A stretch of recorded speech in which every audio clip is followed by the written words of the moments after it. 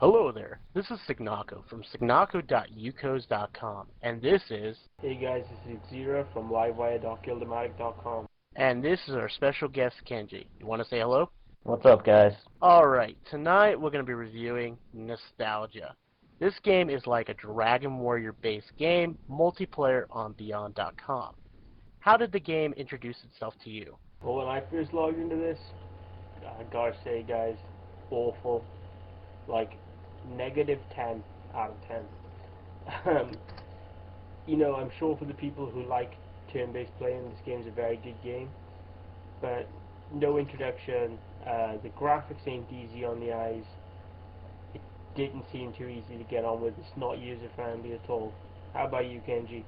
Basically the same thing. Like, I got on and instantly I knew that the game was just going to be awful. As for me, I used to play Dragon Warrior when I was younger, so it was okay, a blast from the past.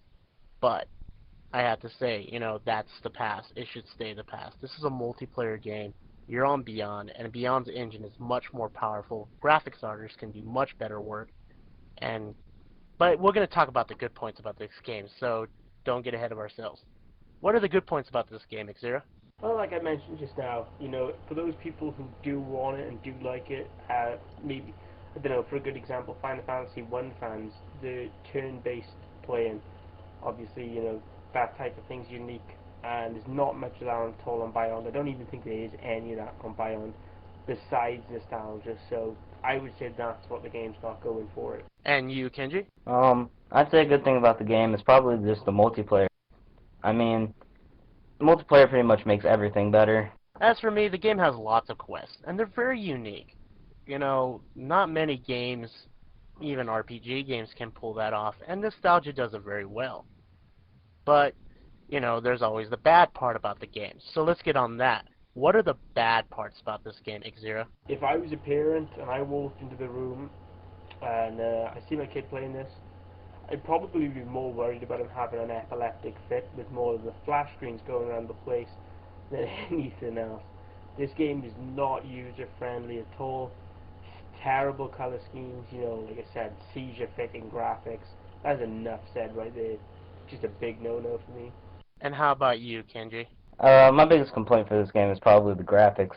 They literally are the worst graphics on Beyond. You're sitting there and it's like you're playing an 8-bit Game Boy game from like 1990.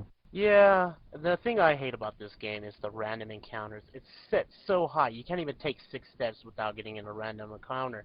And if your player buddy over here is dead, aka Kenji, you know, you sit there for hours getting massive amounts and you can't even survive. But hey, if you like encounters every 3 steps, that's okay. But how easy is this game, Xera? To level up seems pretty easy. I mean, we were on it for, I think I lasted about 3.5 minutes the first time round. I'm sure you guys lasted a bit longer than me, but to just bump up 3 levels within 3 encounters, yeah, it's not for me. Like I said, it's a bit too easy. And you, what do you think, Kenji? While I was playing with you, Sig, we were going through a cave and we were fighting like 4 or 5 mobs at once, and you were taking them with ease. You one-shotting every single monster. Exactly, and I bought it with cheap, you know, gold and everything. So that's how really easy this game is. But still, you know, he did everything he could, and if you love Dragon Warrior, it's a great game. So let's get on to our last subject. Would you subscribe to this game, Xera? I'm not going to completely slander this game down to the ground. I really dislike it, don't get me wrong. I mean, like, I didn't even really feel like reviewing it. I didn't think I could take it seriously.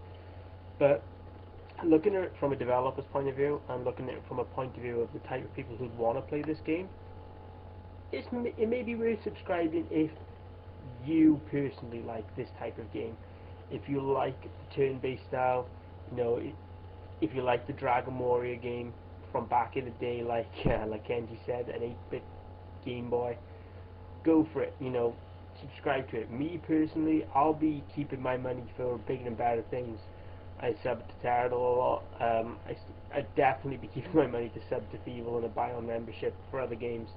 For me, no, I wouldn't sub to this. Well, pretty much the same. I mean, if you're really into it and you really like turn-based Dragon Warrior kind of games, then you might benefit from subscribing to it. But if you're not into that, no, it's not worth it. I gotta say, I would subscribe to it if I'm into another RPG.